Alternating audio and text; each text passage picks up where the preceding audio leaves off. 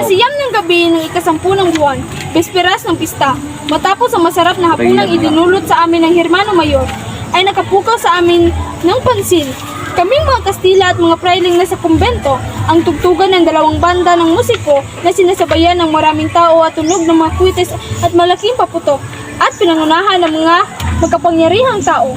Ang kura sa bayan, ang marangal na paring si Padre Bernardo Salve at ang kagalang-galang na si Padre Damaso Verdolagas na sa awa ng Poong Diyos ay magaling na sa mga tiniis niyang sakit.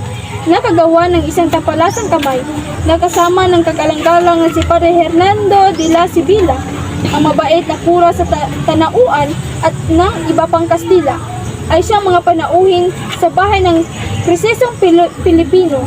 Doon nagkapalat kaming humanga hindi lamang sa rangya at katalinuhan sa paghahanda ng may-ari ng bahay, bagay na hindi karaniwan sa ugali ng mga taga rito, pati na ang marilag na pagkaganda at mayamang anak na nagpakilalang siya ay isa sa mga lalong matalinong nag-aaral ng arte ni Santa Cecilia sa pagtugtog sa kanilang magandang piano ng pinakamagandang musika ng Aleman at Italiano.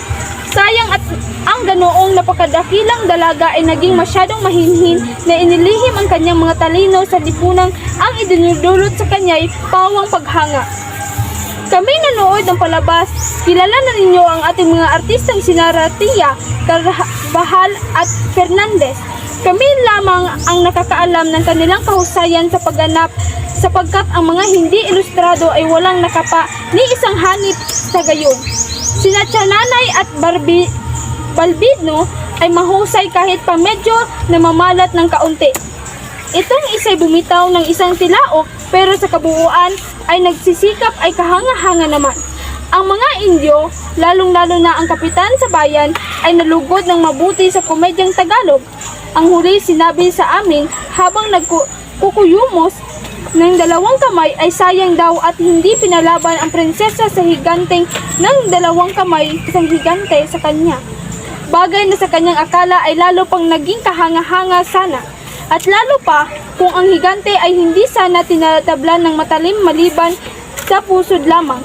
Gaya ng isang nagangalang Firagus na sinasabi sa kasaysayan ng 12 Paris, ang kagalang-galang na si Padre Damaso, dala ng kagandahang loob na kanyang ikinatatanggi ay sang-ayon sa kapitan at ang dugtong pay kung nangyari sana ang gayon ay bahala ng humanap ang prinsesa ng paraan para makita ang pusod ng higante at bigyan sa dakong iyon ang ng patalim.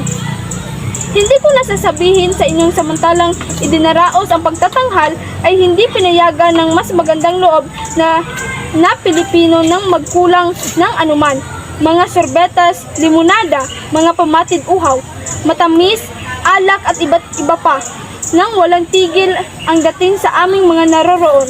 Lubhang napansin at tama naman, ang hindi pagdalo ng kilala at bihasang binata na si Ginoong Juan Crisostomo Ibarra na gaya ng inyong nalalaman na ay dapat manguna bukas sa pagbasbas sa unang bato ng malaking monumento na ipinatayo sa kanyang kagandahang loob.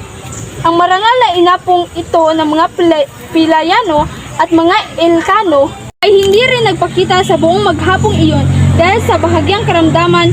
Ang kanyang pangalan ay siya na lamang nagsasabi-sabi at nababanggit na may halong mga papuring hindi maikakailang ikagalang ng karangalan ng Espanya at ng mga tunay na Kastila na gaya natin, na kailanmay hindi natin na ipagkakaila ang ating dugo kahit pa mahaluan ng kung ano-ano. Ngayong ika-11 ay napanood namin sa umaga ang isang bagay na kaakit-akit. Sa araw na ito, gaya ng alam na ng lahat, ay siyang kapistahan ng Birhen de la Paz at ang nasabing pista ay ginagawa ng mga kapatid sa Santissimo Rosario.